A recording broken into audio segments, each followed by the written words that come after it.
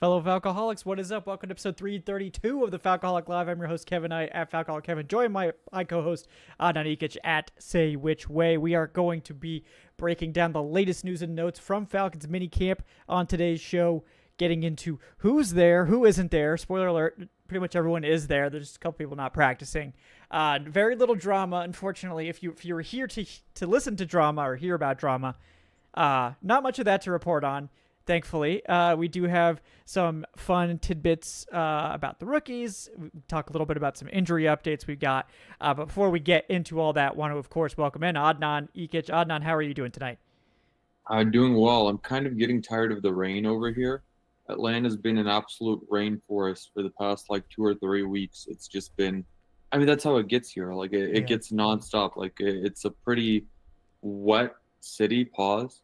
But it's when it rains, it just does so just nonstop for a time period, and then it's a little bit of a drought. There's not as much, but yeah, it's rain's definitely a blessing overall. But man, sometimes it's let's calm it down a little bit. Yeah, come on, rain, give us a chance here, give us a chance. But yeah, no, we had a big front come through the other day. There was flash flooding up here in New York, but otherwise it's been quite mild here, which I appreciate. We've had, I think, only one day in the 90s so far this summer. So, which we don't get a ton of them. We do get some, especially getting into June. But, so far so good on that front. I don't think we've hit the 90s yet. Okay, good. Good. Yeah, I could be mistaken. If we did, it was probably touching low 90s and for very little time.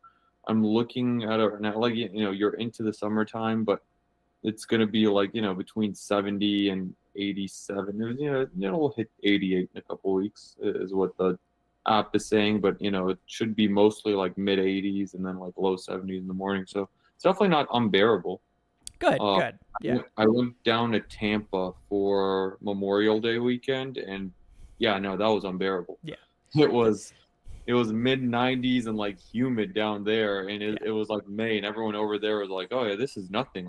Just wait till July. Yeah, no, it's Florida's people think of just the South, but the difference between even Atlanta, Georgia, and Central and South Florida is it's staggering. It's genuinely staggering. It's crazy. So, yeah, I as someone who worked Disney World in the summer several times, don't recommend it. Yeah, that's the worst time for sure.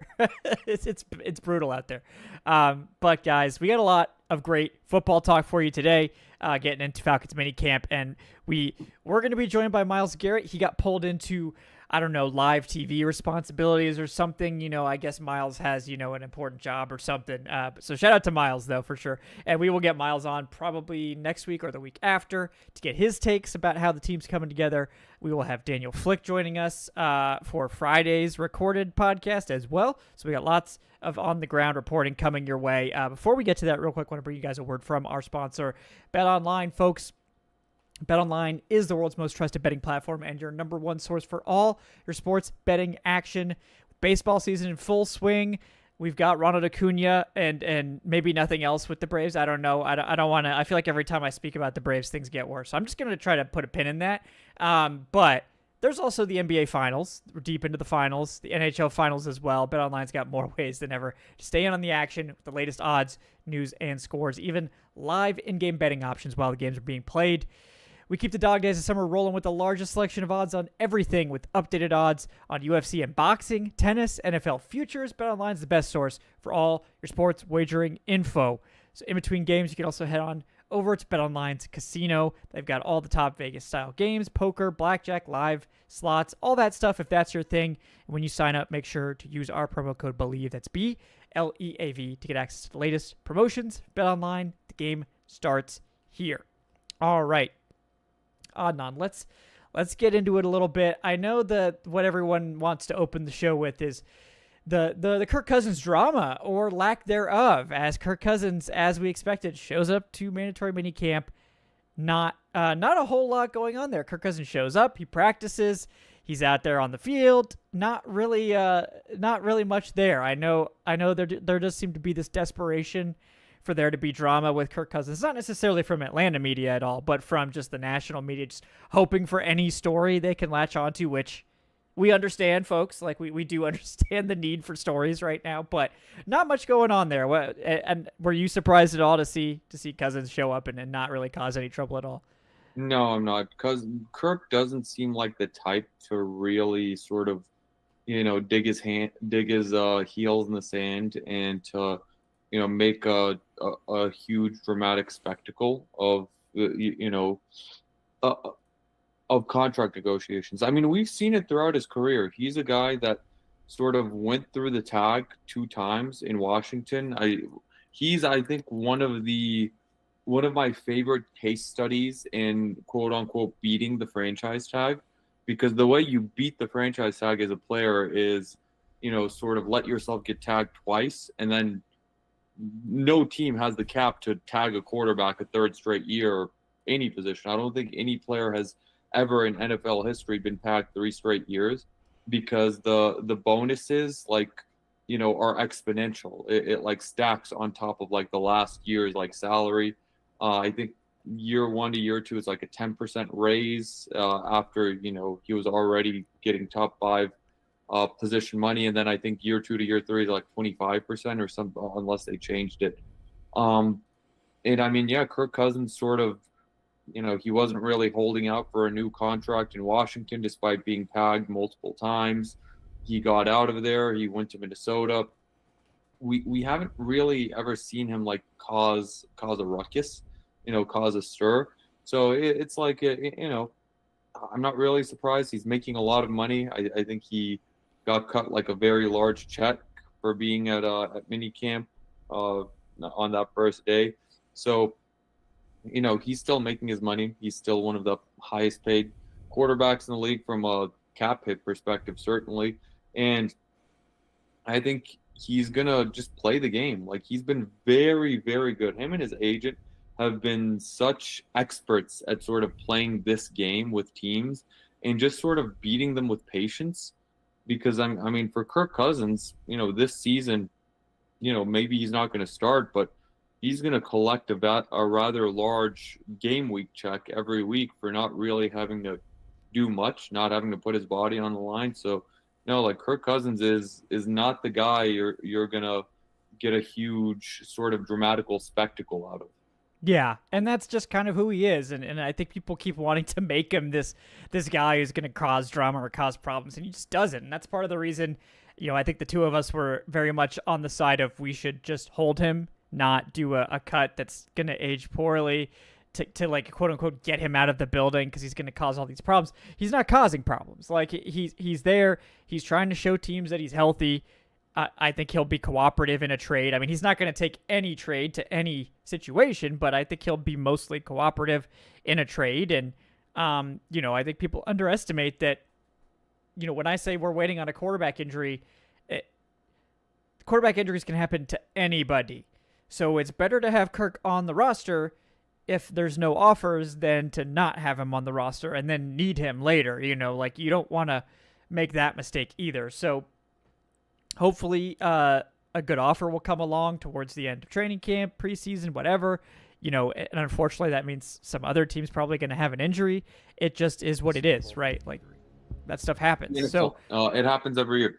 It happens every training camp. There's a high-profile injury here and there. Maybe it doesn't happen to a quarterback every year, but I mean, it sort of anything can happen, and all it takes is one team. Like, it just takes one dance partner where it's just one desperate team who's in that win-now state, who doesn't want to sort of have a lost season because of a quarterback injury, if there is an injury, or, maybe it's one of those teams where a quarterback gets hurt, the coach is already on the hot seat, the GM is already on the hot seat, and then you sort of just like, you have to sort of play ball with the Falcons.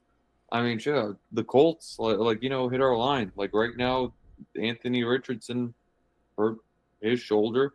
Anthony Richardson's also he's just not that good either way. I think right now they're slated to have Daniel Jones, running that show over there in Indianapolis. So, I think them and Cleveland right now are certainly, the two candidates, the two most likely teams I would look at, but it sounds like it's dry on the Cousins front.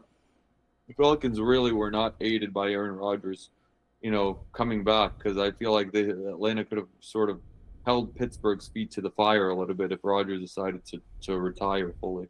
Yeah, as funny as that would have been in just ultimate irony type of land, it did seem like the expectation was that Rodgers was going to go to Pittsburgh. So, Falcons probably weren't expecting much there, although, again, would have been hilarious. Probably would have objectively been the funniest situation for Arthur Smith to come calling the Falcons for a quarterback. That just would have been too perfect. But I guess it's technically not impossible that the training camp injury, preseason injury, could happen to the Steelers too. So, can't rule that out. It's not, the dream of that irony is not completely dead yet, but more than likely, yeah. I'm also not ruling out, Aaron Rodgers just deciding one day that he's just not going to show up and he wants to do something else, and just like pulling an Eddie Goldman from a few years ago and just like going off into the sunset. Yeah, we could see, the spider in Aaron Rodgers' ear, like tell him that he needs to retire to, go start a mushroom farm or something. He's a married man now. He is. Got priorities. Yeah. We'll see what happens there. But yeah, I agree. We probably shouldn't rule that out. As that would be objectively hilarious. But yeah, I mean, the Colts were one of those teams where like they snapped up Daniel Jones, even though they had Anthony Richardson, so they kind of already had hedged, and so I wasn't really expecting that to be an opportunity either. But yeah, I mean, there's plenty of teams that just don't, most teams don't really have a legit backup. They have a guy that's fine for a game or two, to be a spot starter, but not someone you could go into week one with and expect anything out of. So we'll see how it develops, but it's I still think by the time week one rolls around, Kirk will be traded. And if the worst case scenario is he's your backup this year, and given that the Falcons were going to pay him either way this year, guys, like they can't get out of that money without a trade. So they either hold him and maybe trade him or keep him as the backup, or they cut him and get nothing and just eat all the money for some reason.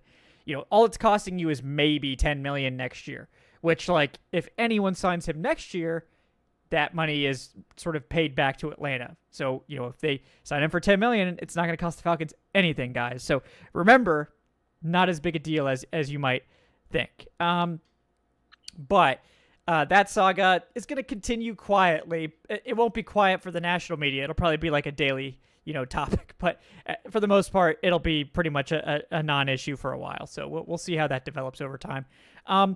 In other news, in terms of Falcons players, we had our very own Gina Kelly on the ground for practice at minicamp, and Gina was able to get some information for us there. And really, what she was able to determine was only one player on the 90-man roster was not at minicamp on Tuesday, and that was veteran defensive tackle Morgan Fox, who had an excused absence due to a personal matter.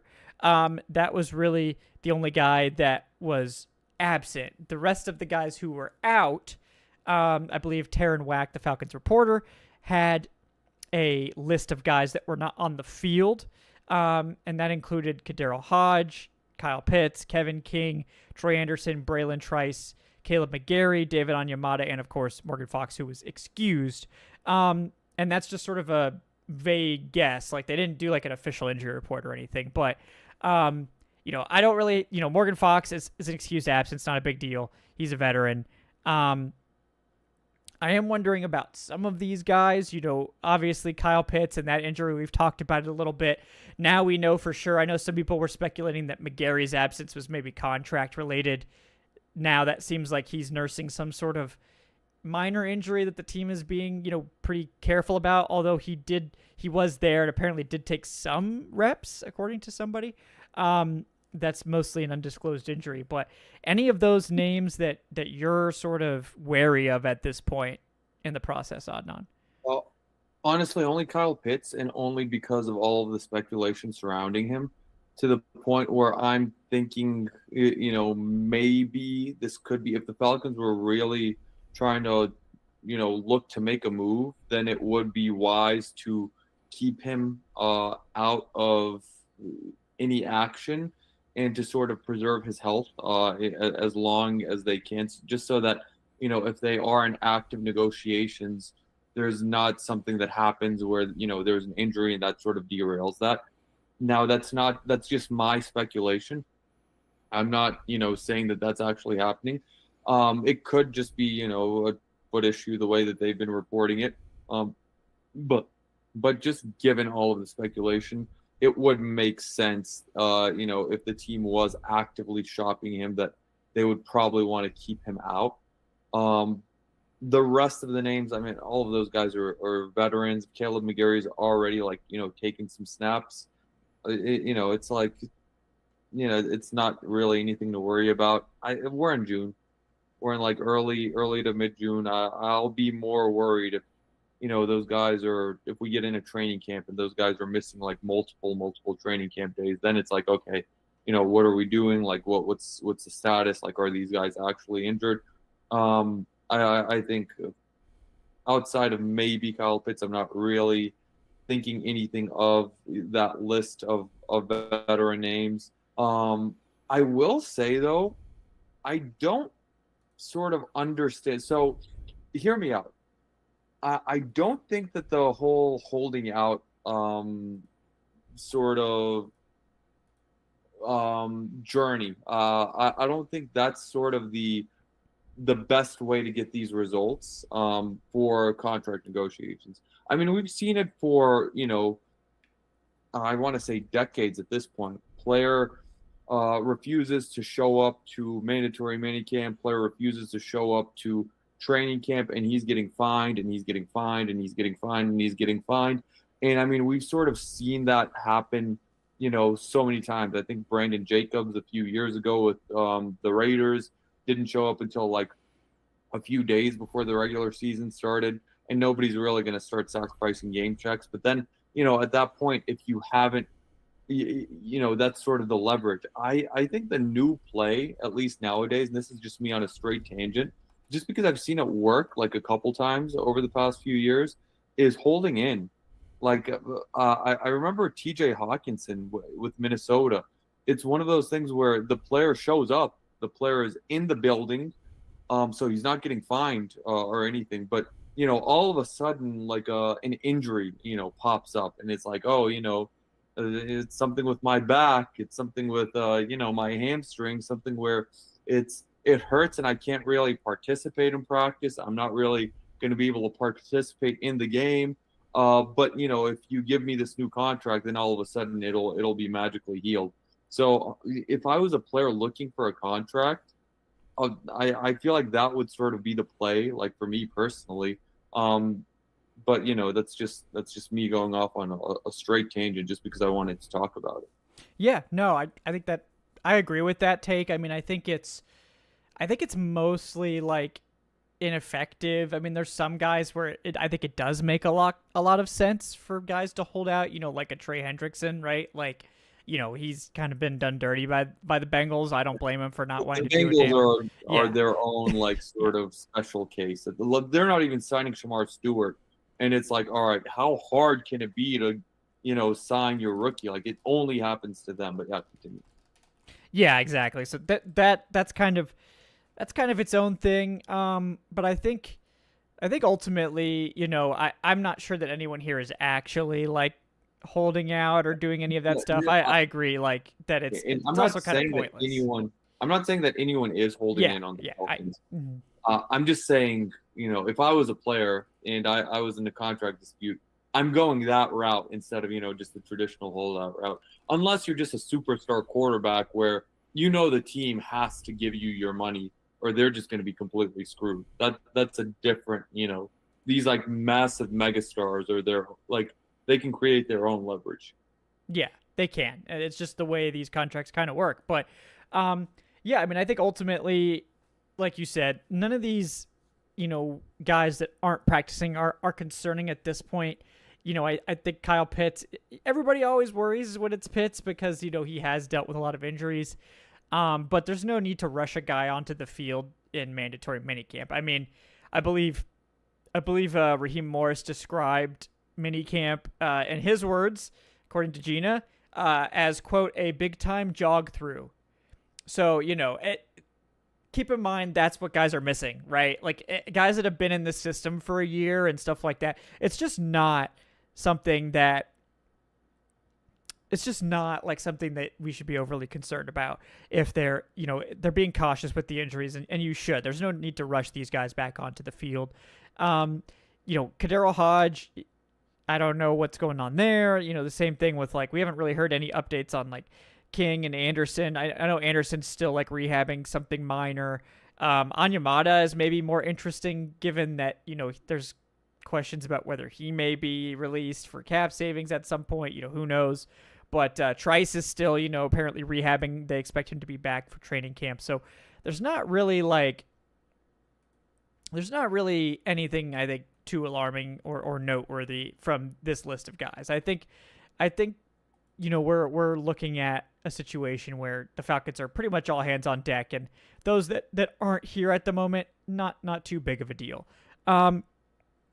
We got Alex Foster with the $5. Thanks, Alex. Appreciate you. Says, are there any other free agents you guys could see us going for, like Justin Simmons last year? Yeah, I mean, I think, Alex, the market is pretty picked over. I mean, there's a couple guys that I could see. Like, I was talking with Bryce Lewis on his show today that I think just came out about sort of who some, like, trade candidates could be for the Falcons to move away. Obviously, we've talked a lot about Kyle Pitts on here, but the topic of Tyler Algier came up as well, and I was like, well, if they do decide, like, if a good offer comes in for Algier, they could, like, I believe, like, Deontay Foreman is out there. It's like, okay, if I'm looking for someone like, Donta Foreman, excuse me. So, this guy, we know that he's actually, like, a good bruiser. He's not as good as Algier, but he is, like, a very solid bruiser-style running back. He's available in free agency, won't break the bank. So if they do move on from someone like Algier, I think, like, Foreman could be a logical choice. Same thing with Pitts. Like, everyone's mentioned it, but, like, Gerald Everett's out there. He's someone that, theoretically could be a like, discount Kyle Pitts replacement. And we'll see. But yeah, in terms of, like, other stuff, I mean, there's just not a ton out there. I mean, I don't really think there's anyone I would be running out to sign at the moment. I mean, maybe, like, I think Jair Alexander is interesting.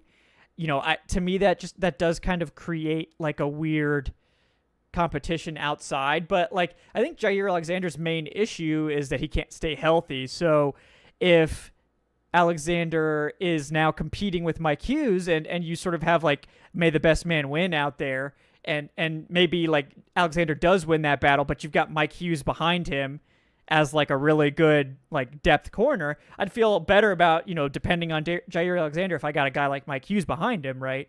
But anyone, in particular that you would be interested in at this point, Adnan? I do want to just add to your point of Foreman. The reason why I know it's Donta because he was a Falcon, and he is familiar. Like, he was in the building. Actually played really well that preseason, if I recall. I remember because we were, calling that game, doing play-by-play, which, No, we weren't. What are you talking about? I don't remember that. Yeah. Not a lot of people do that anymore moving forward, but, it is what Watch it is. Watch party on that. Yeah. Watch party. Watch party. I don't know, like, there's Jadeveon Clowney's out there. There's been, I know Falcons fans have wanted him in the past. I guess that'll, like, add to the edge group a little bit.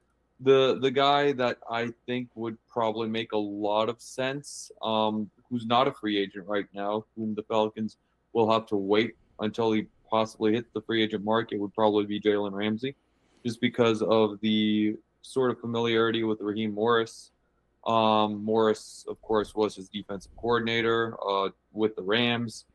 It seems like he's done in Miami, and I don't know if Miami obviously hasn't gotten a really great enough offer for him.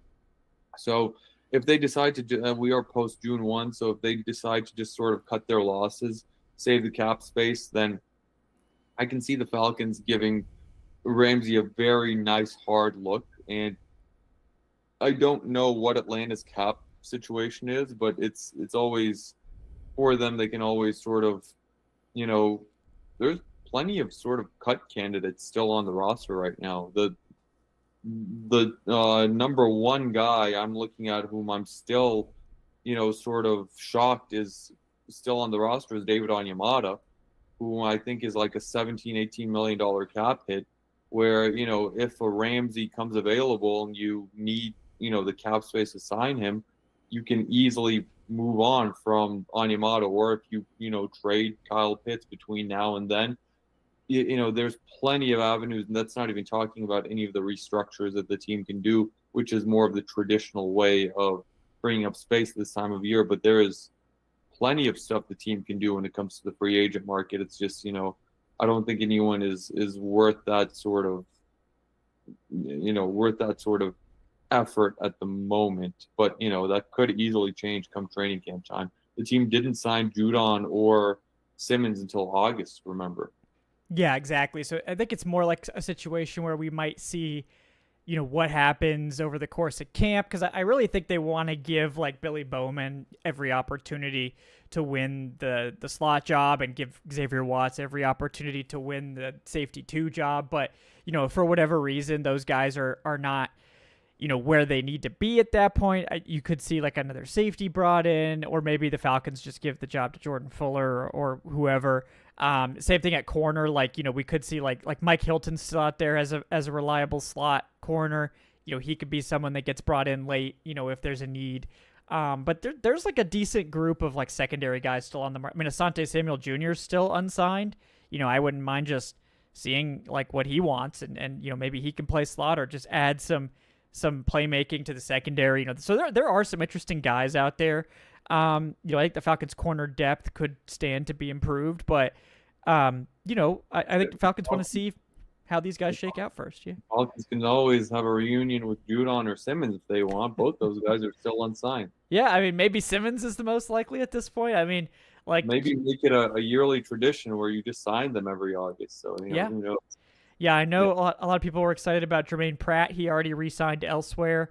Given that the Falcons give Divine Diablo a lot of money, kind of wasn't thinking that they would go that route. We could get that reunion with Devondre Campbell going, Adnan. So, are we sure he still wants to play football? No, not sure at all. So that would be something the team would need to check out before they send him that check. But Duke Riley, also a free agent. Man, Duke so Riley many back reunions with so many opportunities. There's so much here. Great question, obviously, for all that stuff there. So yeah, I mean, we'll have to see obviously how they play this out. But yeah, those are kind of the guys that immediately come to mind for me. But yeah, I mean, I think in terms of the rest of the news and notes from this mini camp, I think there does seem to be this undercurrent that the team, is really planning to make, and this shouldn't shock anyone, right? But that Bijan's just going to be as involved as possible. I think they're going to continue to build out his receiving game role. I think like Penix said, was like, if he touched the ball every play and the defense knew he was going to touch the ball every play, we're still going to make big plays. Like, and I think that's like, he's just a special player. I think the Falcons recognize that, and they're going to try to feed him as much as he can handle. So we'll see how that goes. But what do you think about that? I mean, would you be excited about Bijan having an even sort of larger role in terms of share of targets and carries? I mean, we saw it last year. Like the Falcons really sort of took the wheels off of I don't want to say the training wheels, but it was sort of more of a split between Bijan and Algier for those first few weeks. And then after that, they sort of just let Bijan run rampant. They gave him the vast majority of the touches. And honestly, I think the offense is much better when Bijan Robinson has the ball instead of Tyler Algier. Hot take, I know. But I know like there are people who, are just yelling from the rafters that this needs to be a 50-50, like, a big timeshare. No, I think that's completely wrong. I think Bijan Robinson is a much better player than Algier. He's much more explosive. The Falcons will sort of, he's the Ferrari, like, of this offense. And I think you need to sort of run with him, as much as possible. the same way, in a similar vein, that where the 49ers did it with Christian McCaffrey a couple of years ago. Just because, I think Bijan is, just that special, and you didn't use a top 10 draft pick on him for no reason. I'm not saying that Tyler Algier should be completely frozen out, but, give Algier his, handful of carries like here and there, but this shouldn't be anything resembling what we saw a couple years ago, or anything resembling what we saw, in the early portion of last year, where it was more of that 55-45 split. Like, I'm all for, letting Bijan loose and just sort of having him be that engine, of this offense. I think it'll make Michael Penix's job, a lot easier. And I think we saw it with the offense sort of paying dividends down the stretch with, just how good Bijan Robinson was with all of those touches. And honestly, I think, this is going to be a very competitive division with the Tampa Bay Buccaneers. It's not going to be, easy by any means. I think for the Falcons to finally end this playoff drought and to possibly even hang that NFC South banner for the first time since 2016, I think they're going to need to squeeze everything they can from Bijan Robinson. Yeah, I think they're going to have to lean on Bijan a lot, and continue to sort of build out his role, but do it in a logical way. They don't need to. I think they'll be able to lean more on the passing game, and hopefully that'll just make Bijan's touches more efficient in general. I think that's the best way to utilize Bijan is to give him, as much as he can handle within reason, but hopefully you just get more efficiency out of it. And what teams were doing, especially once it looked like Kirk was hurt, is that they just started stacking up against him. And that's kind of been the story of his career, is unlike, in Philly, where teams can't really afford to just stack the box against Bijan or against Saquon, because, they have to worry about Jalen Hurts as a rushing threat, and they got all those receiving weapons out there that they can really throw downfield to. The Falcons hopefully will get a little bit closer to that, and they'll open up more for everyone, open up more for the ground game, open up more over the middle of the field, short stuff, all kinds of stuff. I think Penix theoretically should be able to put the fear of God into people with his deep ball accuracy and his willingness to not only have the accuracy but throw that deep ball, which we just didn't see a ton of from Kirk,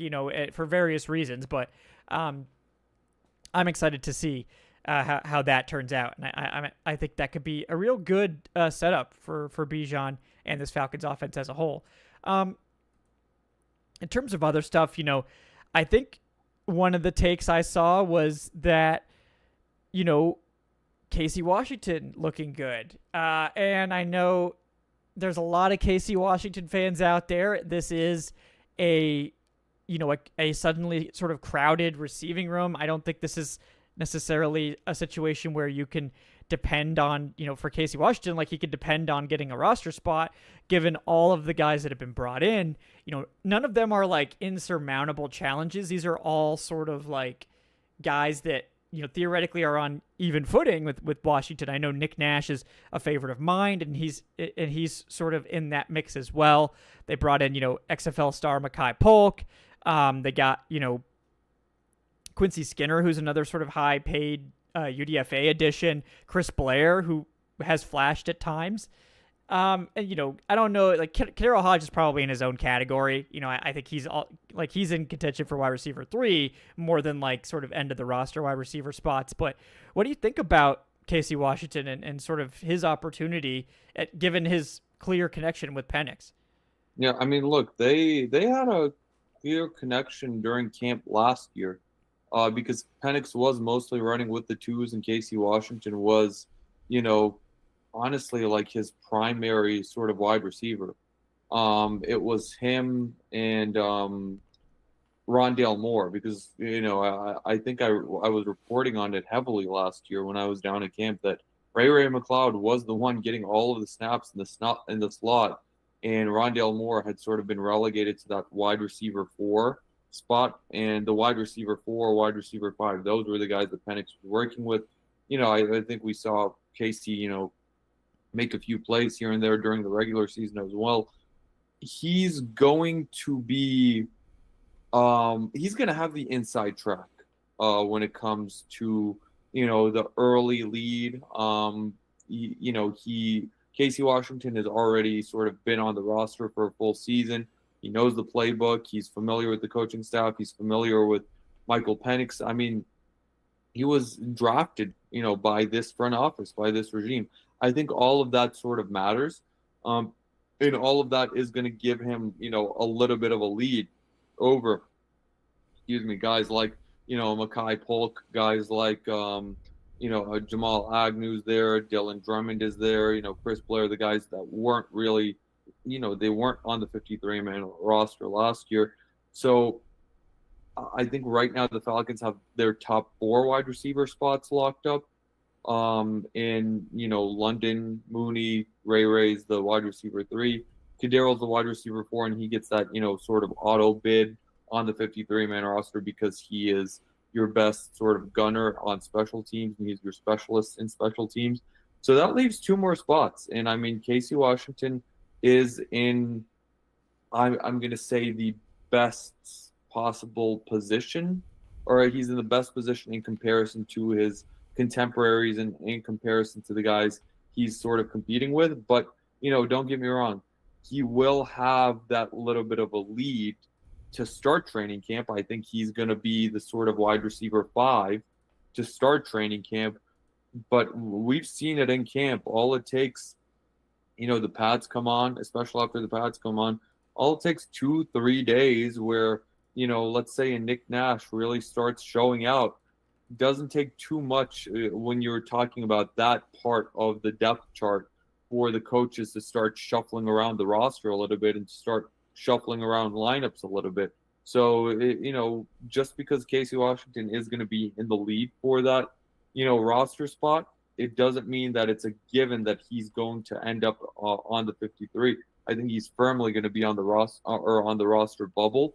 But, right now, if you're asking me as of, June 11th, I would say I would predict for Casey Washington to wind up on the 53. But, things can change very quickly if he doesn't sort of perform on the field when camp starts. Yeah, no, that's a very good thing to consider. And like you said, I think the first 4 spots are basically locked up. With London, Mooney, McLeod, and Hodge, and Hodge just has the edge with the special teams ace ability. Jamal Agnew probably has the inside track to one of the 2 spots, given that seems to be the heavy favorite to be the return specialist.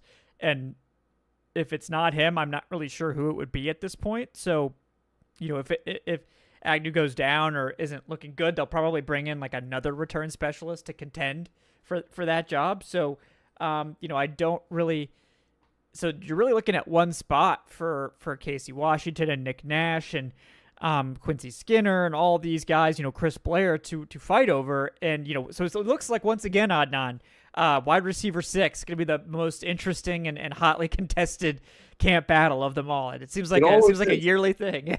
No, it genuinely always is. It's always so fun just because that's sort of the, I don't know. It's just like these wide receivers keep getting,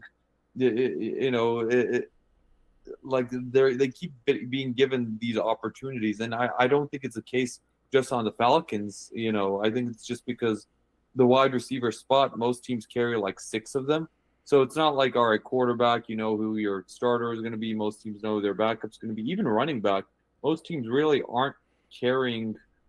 Some teams are carrying just 3 running backs. I think the Falcons just carry 3. Maybe there's a team that carries 4. But, wide receiver, it's always wide open. But it will be very interesting to see, people, the fan base, and they're sort of clamoring for that new toy, for that, that little bit of recency bias. Because I remember this time last year, we were talking about Casey Washington. The fan base was talking about Casey Washington as, oh, he's a sleeper. He's a sort of, next big thing on the roster. He's going to be so good. And, he didn't make the roster, and, how he was going to like make an impact, in year 1. He didn't really make much of an impact, but making the roster is still an accomplishment for, I think he was a 6th rounder. This year you have Nick Nash as that sort of new flavor of the week type thing of, everyone keeps talking about Nick Nash, Nick Nash, Nick Nash. He was finalist for the Biletnikoff Award. We keep talking about how wonderful of a UDFA Nick Nash is. If it is Jamal Agnew winning that wide receiver spot by way of sort of return specialist, it's going to be interesting seeing people's like perspectives shift from like, all right, Casey Washington to, okay, Nick Nash, he's the new like hot name. So I'll be very interested to see that battle, like especially to play out, not just on the field in training camp, but also sort of throughout the fan base as well. Yeah, that's going to be one of the most interesting ones to watch. And will Casey Washington's experience with Penix sort of give him the edge, or will Nick Nash sort of be the young upstart to come in and take over, or will it be one of these other guys that surprises? It's definitely a possibility as well. Yeah, and I mean, I see the conversation going on the chat. I think, with all due respect to Casey Washington, he is much closer to being completely out of the league than to being, another Cooper Kupp or Poop in a Coup. I pumped the brakes a little on that. Yeah, on that comp. Yeah. Yeah, that I think we need to see him stay healthy and do stuff. I mean, he's an interesting bottom of the roster type of guy. We got $2 from Brandon Brass. Wow. Brandon, thank you so much. He says, how are we feeling? Speaking of UDFAs, how are we feeling about Kobe Bryant making the team?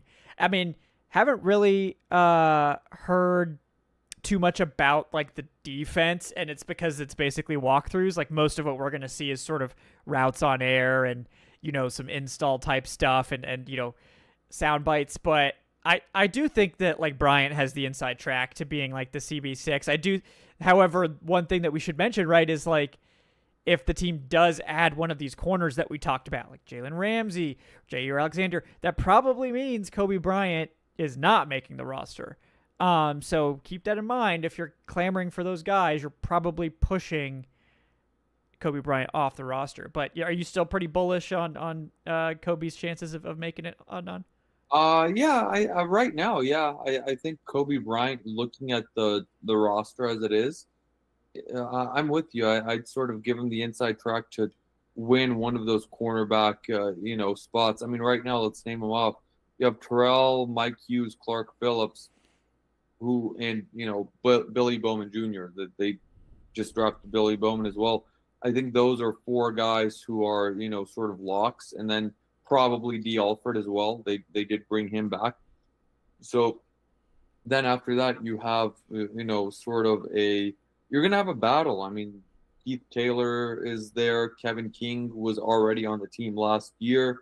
Mike Ford Jr., the training camp favorite, Natrone Brooks, and then Kobe as well. So it's gonna be it's gonna be interesting. I think that CB6 battle will be one of those more underrated ones, just like how I mean, we're gonna cover the hell out of that wide receiver 6 battle. I think we'll also be covering the hell out of that CB6 battle as well. But yeah, right now I like I like Kobe Bryant. I like Kobe Bryant as a prospect. I like his talent. I know he's a guy that the fan base is already in love with. But yeah, I think right now, as we're sitting here in June, I would say yes. Maybe he makes the 53, and that would be an accomplishment in of itself for a UDFA. I don't think he's going to make the impact, year one that a lot of people are thinking that he will make. But we'll see. We'll see where it goes. But I think Kobe on this roster. Let's just say I don't think he would have signed with the Falcons as a UDFA if he wasn't confident in his own chances of making this 53, because I'm pretty sure there were a lot of teams that were vying for his services. Yeah. I think that he's got a good chance. And again, that's kind of part of the reason why I'm not really sure the Falcons are going to get in on that sort of sweepstakes with Jair or Jalen Ramsey, just because the price will be high. For Jair, who knows? But I assume there will be a competition to sign him, so he won't come cheap. He may also be inclined to take sort of a 1-year prove-it style deal because he's getting paid so much this year anyway, where he might try to go to a contender a la, I'm forgetting his name, but Azeez Ojulari with the Eagles, for example. Like, he may want to just go somewhere to a contender. Since he's getting paid a bunch of guaranteed money already, maybe he goes somewhere and signs for cheap. Maybe that could be, he does have the Jerry Gray connection here. Maybe he does come here, but, I think the Falcons like what they have. Like, they'd like to see these guys in camp and preseason. But, if one of these guys comes really cheap, we can't rule out that they're going to swing on him. I mean, it's, I mean, 100%. Like, look, guys, it's not even training camp yet. All we can go off of is what we know right now. But, also we can't just put the blinders up and wait until camp because, then let's be honest, there's not going to be any content. Yeah. So, we're trying our best to get through these dog days of June right now. Yes. This is the last tidbits of real news we're going to get for a month, almost exactly a month, actually a little bit more than a month. So we're gonna have to stretch this. We're gonna have to vamp it out as much as we can. But maybe you talk about Jeff Ulbrich and his security issues again. Yeah, we'll bring that back up. That was a fun conversation that I enjoyed. Yeah, we got George Costanza with the $2. What's up, George? Says, when are we starting up the Fly Kevin First Class to Flowery Branch Fund? Well, you can start that fund, George. I think I'll probably title it like the training camp fund or something. But yeah, I mean, if you want to hit me up about the first class accommodations, I'll have that conversation. But yes, it will be soon. We're working on, for both Adnan and myself, we're working on ironing out the details of camp and the dates and what we're gonna do and when we're gonna be there and what sort of the setup will be. The Falcons haven't exactly been super forthcoming about it yet, so we will hopefully get more clarity here soon. And we would like to do an in-person meetup somewhere. I don't know if Sweetwater is going to sponsor it again. I do have some ideas about other locales that we're potentially interested in hosting. So you guys know generally when training camp is going to be. I assume we'll have it sometime in the first week or so if we do have the meetup. So we'll keep you posted. But I mean, hopefully by next week's live, we'll have the fun getting started and we'll have some more firm stuff to tell you guys. I'm ready to book as soon as the team, gives me more information. But we're looking forward to it. Hopefully it'll be a fun camp this year. I will hope. George says, I always fly first class everywhere I go because I'm bougie as shit. Yeah, well, we know that, George. You're the show benefactor. George may just be Arthur Blank over here for all we know. That way he throws the cash around. But I don't think I've ever flown first class once in my life, like anywhere. I got upgraded like once or twice when it was like an empty flight. But that was about it. Yeah. Like the closest I've ever come is like in my basic economy, having one of those, first seats with all the leg room, and I was like, that wasn't an upgrade. Yeah, that was just me being like, hey, nobody's sitting there. Can I just like move over? And after a while, the stewardess was like, yeah, sure. Yeah, go for it. Yeah. No, those single seat exit row seats. Those are those are almost as good as first class. Yeah. It was an 8-hour flight too. Oh yeah. We're cooking now. Yeah. No, that sounds great. Okay, and a follow up from George here with the $2 says, George has found chocolate Twizzlers on Amazon, so he just needs some address information, and I assume he'll send you a crate of them. But he also says he's on carnivore, lost 10 pounds in a month. Congrats, George. Big stuff. I have to live vicariously through you like you live through Kevin and myself with booze and tequila. I don't feel like Adnan feels like he's missing out with the booze and tequila. I think he seems pretty satisfied. But yes, you're welcome to live vicariously with the chocolate Twizzlers through Adnan, George. Yeah, I'm having my ginger ale right now. There you go. Yes, I'm not gonna lie, man. Sometimes I need to treat myself. Yeah. Get myself a little bit of a soda, like here and there. It's okay. It's allowed. Give it a little bit of a kick. Yeah, it just can't just be water and juice all the time. Yeah. So yeah, we'll give you guys an update as soon as we can on the training camp stuff. We would also like to get an update for the record. So we'll let you know as soon as we can. But one other player I wanted to touch on tonight, who's been getting some rave reviews from the coaching staff. Maybe not someone that was expected, but Divine Diablo, with I believe Raheem Morris or Jeff Ulbrich actually saying that he's in the running to get the green dot along with Caden Ellis on defense as one of the defensive leaders, and they've thought that he's just melded with the defense like even better than they've expected. Obviously, this is all June talk, but I mean, I've kind of said that I think Diablo is kind of one of the wild card players, that he could just be a much better fit in this style defense. This could be an opportunity for him to really sort of thrive here. I'm pretty excited to see what happens there. I know many people are skeptical. What do you think about the early hype for Divine Diablo here? I mean, what are they going to say? He sucks. They probably just wouldn't say anything, would be my thought, but yeah. I mean, look, man, with Divine Diablo, I think you'll get what you've seen from him. He's not like this brand new like upstart star potential player. He's a veteran player. How long has he been in the NFL? I think this would be his 5th season. Yeah. Yeah. So it's like, it's not like, he's like, he's 27 this year. So he is entering his physical prime, his NFL prime. But I mean, I don't think he's going to be a huge difference maker on defense. He did certainly cost the Falcons a comp pick. He's definitely a guy whom I think Raheem Morris was, specifically interested in, given that he was on the defensive side of the football, and given the fact that they signed him so early into the process. Correct me if I'm wrong, but I think he was the first real free agent signing for the Falcons. Might have been the first one to actually come through that was reported. Yeah. So I mean, look, when it comes to the green dot and stuff, it's he's a linebacker. Of course he's going to get the green dot. Him and Caden Ellis. Caden Ellis is going to be the leader of the defense. With Divine Diablo, I'll be decently satisfied if he ends up being an upgrade over Nate Landman, but he's not going to be a guy where I'm just sort of giddy and excited and being like, oh my God, Divine Diablo, he's going to be make the big difference, on this defense. Just give me competent play from the linebacker position. Yeah, we did have a question from Cam in the chat saying, is he better than Landman? Last year's Landman, probably, yeah. Faster? Yeah, he's definitely a hell of a lot faster. I think he's probably better than 2024 Landman. I think 2023 Landman was pretty good, so I don't know about that. I think 2023 Landman was the ideal version of Nate Landman. But the Falcons really wanted someone with speed and athleticism to be able to cover and do some sideline to sideline stuff, and that's what we're hoping we can get. He has speed and athleticism. Yeah. I'm never going to take that away from Divine Diablo, but despite it, he's never really been great at coverage. So it's we'll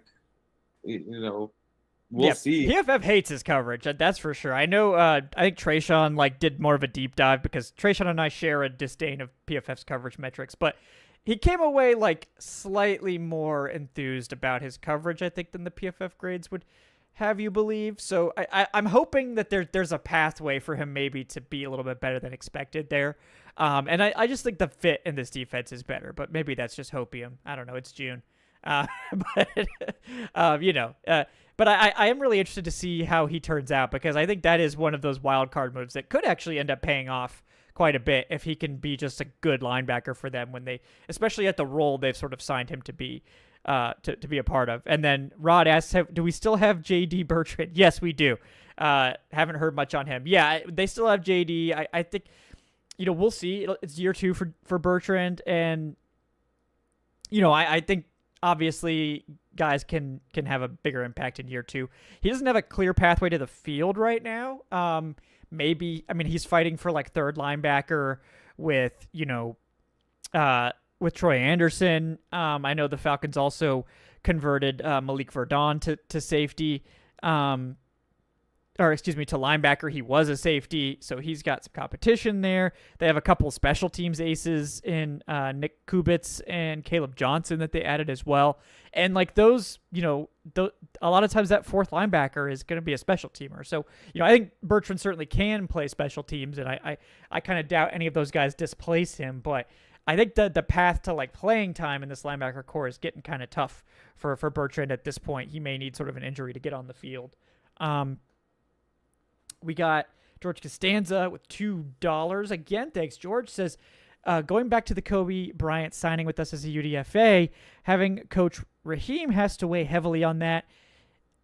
he's a defensively minded minority coach. I think that's an advantage we have in the market. Yeah, I mean, look, I think guys, Raheem's super good at getting guys like in. Like he's really like he's just a raw coach. Like players love playing for him. And I don't mean rah like Raheem Morris. That was an unintentional pun. But I think he's got a strong rapport with the players, and I think that he clearly has like the guys that play under him want to come back and keep playing with him. So I think that's definitely a deciding factor. I mean, I think that's part of the reason the Falcons were able to get guys like Judon and Justin Simmons last year is that they just have, Raheem's got some gravitas to him, and I think players respect him, and part of that comes from being a former player. Part of that comes from that he's just, I think he's an effective coach, and I think he's got a track record, especially as a defensive coordinator. So I'm excited to see what he could do. I mean, I think we'd all love to see the Falcons actually have win column success with Raheem, and I think that would help even more in that regard. But we'll see. And yeah, I mean, I think George, the other thing with Kobe in particular is, Marquise Williams was coaching him at the Shrine Bowl. So, that was a lot of one-on-one time with another Falcons coach that could really get to know him. And it seemed like the reason Kobe Bryant fell in the draft was that, I guess he kind of rubbed teams the wrong way in interviews and some things like that. But Marquise got to work with him one-on-one for the whole Shrine Bowl. So, I think that definitely played a part in his deciding to come here too. Maybe he got on with Marquise, and Marquise was like, I don't care. Like, I don't care what these people are saying. So, but yeah, we'll see how that plays out. But I'm interested in seeing as well if Kobe can make it and what kind of impact he can have if he does. But yeah, Adnan, anything else you want to touch on tonight before we sign off? No, I think we hit as much as we really can for an early June show. Like, look at that, an hour we did. Adnan, that's impressive. Hey, we're professionals. Yeah, I mean, look, obviously it would be easier if we were sort of on the ground, reporting. But Kevin lives in Syracuse, and I have a full-time job, so. I can sort of, take my PTO a little bit during camp, and every year I do take a week of PTO from actual work, so go and cover. But, I'm not really gonna do that for minicamp or for it's just it's not worth it. Let's be honest, it's not worth it. Yeah, it's not. We should. I know Gina Kelly wants to be at the facility more. As much as her job. I mean, she works for SBN as well. And that takes up a lot of her time. But I know Gina's trying to get there to give us more on-the-ground reporting, too. So I hope that that's able to work out, and we'll see. But yeah, I think we'll take today's takes and everything we've heard. Like I said, we'll have Daniel Flick on for later this week. I believe we'll have Joe Patrick joining us next week. We'll get Myles Garrett on, who's also been at the facility this offseason. We're going to have a lot of guys on that have been at the facility that have gotten takes, gotten to see things in person. And we'll bring in those perspectives as well, so you guys can get as prepared as possible for training camp before it actually occurs. And we'll just keep you up to date on everything that we hear. If anything does, happen over the course of the next month, probably not much in terms of news, but we are going to be starting a series for our recorded shows. I'll be doing some of them with Trayshawn and some of them with Alan Stirk. We'll be doing a roster review type thing, trying to get, maybe into some, what do we think about these various position groups and where can they be improved? What do we like? What's the strongest? What's the weakest? That sort of thing. Some roster, talk type stuff. Perfect stuff for June. We'll be getting into that maybe next week, the week after, and kind of that'll help take us through the dead zone. But yeah, we also would love to hear from you guys, your questions. That'll help fill the dead zone air as well. I know we've had plenty. I know we had Falcons for Life asking about Nick Nash, and haven't heard a ton. Nick Nash, I think early on, he was kind of the standout from rookie minicamp and stuff. But, we're just not going to hear a ton about guys, really. He looks good, I think. He looks certainly like he belongs, which is good to hear for UDFA. But yeah, Falcons for Life. We're probably not going to get too much more until training camp in terms of Nick Nash specifically. But yeah, I think so far he's been certainly in the mix with those more impressive young receivers in that room. But yeah, guys, thanks so much for joining us tonight. We will be back, like I said, on Friday with Daniel Flick, and then we will be into into the dead zone, unfortunately, after this week, as there's nothing else going on. But we'll have lots of content coming your way. Please do like and subscribe if you enjoyed this episode. Tell your friends. Leave a 5-star review on podcast platform of choice. And if you want to support the show, you can do so on Patreon, patreon.com/Falcoholic live. And then if you're more of a YouTube enjoyer, you can join the YouTube channel membership. Shout out to everyone who's joined us there as well. We will be having some exclusive Patreon content and YouTube channel member content coming your way, particularly for training camp. We'll probably do we might do an exclusive live stream getting ready for training camp. Obviously, the patron fantasy leagues, the supporter fantasy leagues are going to get going here as we get into the preseason. So if you're interested in that, just make sure you're signed up on either the channel memberships or Patreon. Those will probably get started, sometime in probably early to mid-August. So just make sure you're up and running by then. We'll keep you guys posted with all the news and notes as it comes in. But until next time, I want to thank, of course, my co-host Adnan Ikic. He's at Say Which Way. Adnan, anything else for tonight? Nope, nothing else. Just go to thefalcoholic.com and weather the storm of this dead period. Well, it's not a storm. Weather the silent or weather the calm before the storm. The silent storm, yeah. Oh man, yes. We'll get through it. We'll get through it together, Adnan. And I think you'll be taking some time off, gallivanting or something, doing something fun. Yeah. I'll be off next month for a couple weeks. Yeah. Here, so I will. I mean, it's early July, so we won't really have anything to talk about then either. Yeah. Look, these shows are about to start getting into that sort of phase of just straight up, us looking at the clock and trying to kill an hour or so every Wednesday. Falcons, it'll be like Falcons Word Association or something.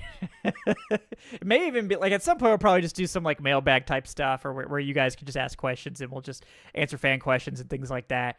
We'll get into it, but we'll figure something out. There could be news for all we know. Kirk Cousins here, so we'll probably hear endless stories about Kirk Cousins for the next month. Whatever that ends up doing, probably nothing. But yeah, guys, I'm Kevin at Falcoholic Kevin. He's Adnan Ikic at Say Which Way. Check out thefalcoholic.com as well. Thanks again to BetOnline for sponsoring tonight's episode. We will see you guys next time on the Falcoholic Live and Dirty Birds and Brews podcast. Thanks so much for joining us. See you guys.